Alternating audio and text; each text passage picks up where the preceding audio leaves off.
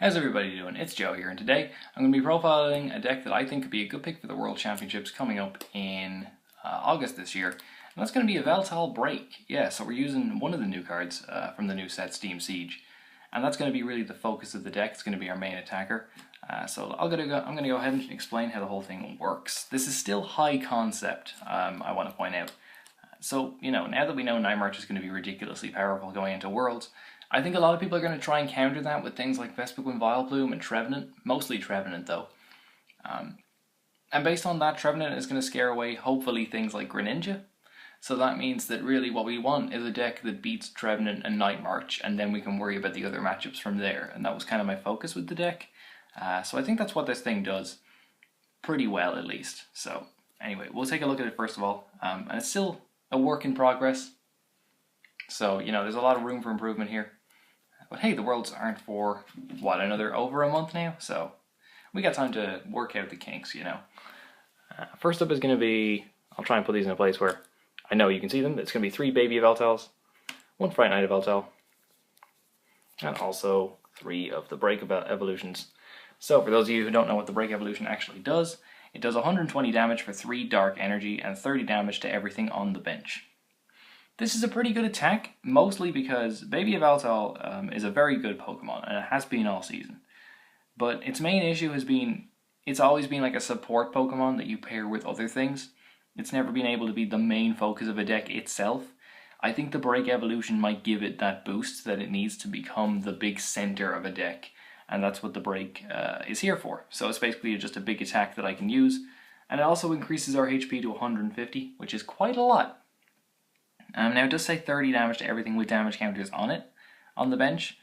I tried to work around this by running like a Fortress line to put damage on our opponent's board, then attacking with this, but it was so clunky and the Fortress was absolutely useless after I got it into play. So I'm using this more as a complementary sort of aspect to it. Like, we'll be starting the game with early Oblivion Wings, we'll be putting damage on the bench anyway with things like Fright Night, the Pitch Black Spear attack I mean. And we don't really one-shot anything anyway, we really sort of just reliably two-shot stuff, so I'm fine with just building up damage on the board with placing the 30 everywhere. I think that's more the route that you should take rather than focus on using things like Fortress or the Bats to put damage on the board in the first place. But yeah, that's the opening line of Pokemon, and I'll just make sure these are visible on the screen so I lay out the deck right.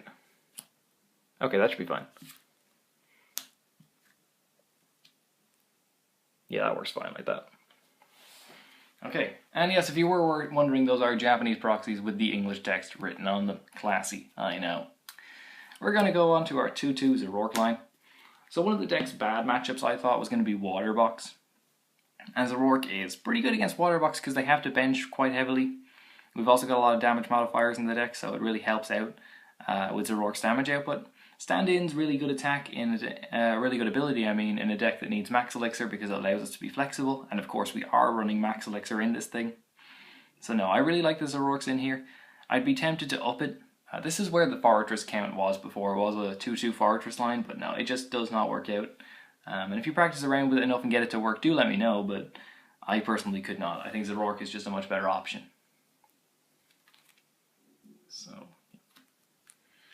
And so far, Zoroark and Yveltal, we've got options to kill Shaymins, Joltix and Pumpkaboos and Trevenants. We've covered both of the matchups that I really wanted to cover. Yeah, naturally I think this deck has good matchups against those two things. So hence why I'm picking it, and hence why I'm kind of championing it going forward. Got 1 Yveltal EX coming up next. Like I said, Water Box not going to be a super fun time. So Yveltal EX puts in a good amount of work against that deck. I like it over things like Darkrai EX. I did try Darkrai in here. It was kind of too awkward to keep the energy in play and then sort of work off that to up Darkrai's damage output. I think Yveltal just makes a lot more sense. White Cyclone can keep some energy in play for us to use later. Evil Ball, we all know how good that attack is. Yeah, it sucks against Night March if you start with it, but we're running enough Pokemon in here that I don't think that's super likely. So I think it's worth the risk to sort of help out with some other bad matchups that we may have. And finally for Pokemon, obviously we're just running 2 Shaymin EX to help us set up. I don't think we need any more than 2, it seems fine to me. And good, they're all fitting on the camera, so that's fine by me. On to the supporters, we have 4 Professor Sycamores, 2 N, 2 Lysandre. Tried to cut it to 1, but obviously we want a good Trevenant matchup. That's one of the whole focuses of the deck. So we can't really go any lower than 2 Lysandre. And another thing that helps out with that is 1 Hex Maniac. And Hex, hey, it's just good in general. There's always a use for it in games. You might be wondering why I'm not running any of the new trainers like Ranger or Ninja Boy. First of all, Ninja Boy, I think to determine how good it can be in this deck would require a lot of testing. It's a really weird card. We really haven't seen anything like it in the format since Swoop Teleporter all the way back in Rocket Returns, I think that was. So we have no idea if that mechanic is actually going to be good or not for a particular deck right off the bat. So maybe play around with it if you really want to, but I can't see immediately what its uses would be. As for Ranger, the main things Ranger gets around are Regice, Jolteon, Jirachi, Giratina, and we don't have a problem with any of those, so we don't actually need to run the Ranger for that. You might argue that Seismitoad could be an issue, but finding 1 copy of Ranger under item lock is going to be difficult in the first place, so I don't think it's actually worth the space. I'm fine with just running this sort of really simple, really clean supporter line instead. Onto the items. Yeah, okay, we can fit them there. 4 Ultra Ball, we all know why that's there.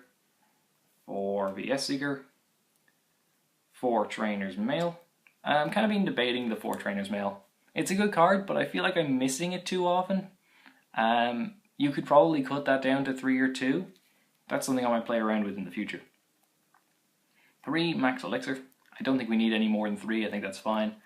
As well, because we're only running 11 Dark Energy. If I was running 12, maybe I'd up it to 4 then, but then we're looking for 2 more slots. Maybe that's where the Trainer's Mail could be. I'm not quite sure right now. Something else I'm not quite sure of is the 2 Energy Switch I've actually got in the deck. I like the concept of it, and there are some games where it really comes in handy, but other times I wish it was sort of a thicker part of a thicker Zoroark line. Like I could make a 3/3 Zoroark line if I cut these Energy Switch. Maybe even fit in a Zoroark Break if I really wanted to. So I'm not quite sure how I feel about them right now. I think they're fun and they're worth playing around with, but in about 50-60% of the time they're not actually useful at all. So I like the concept of it. I just, in execution, it wasn't quite as good as I'd hoped, but I left it in there for now anyway to show off the idea really. And also just 1 Super Rod to sort of reset our Pokemon counts. Alright, and we've also got 3 Muscle Band and 2 Flowstone. The 3 Muscle Bands, really good just at improving our damage. I tried experience share in here, because I liked, this is back when I had like a Darkrai EX in the deck and I sort of had a focus on that thing too. But you're kind of you're making a whole different deck at that point, and it's not really worth it, and a lot of the time I just wanted the extra 20 damage at that point. The Floatstone's super important, obviously, because on Max Elixir we need to be flexible. And hey, we have stand-in with Zoroark, so that helps. Yeah, you can't really see them. This is the issue with my setup, is I can't really fit everything on the screen, but hey, we'll wedge it on somehow. So yeah, let's put it there. Yeah, this isn't ugly at all. There's 2 Reverse Valley.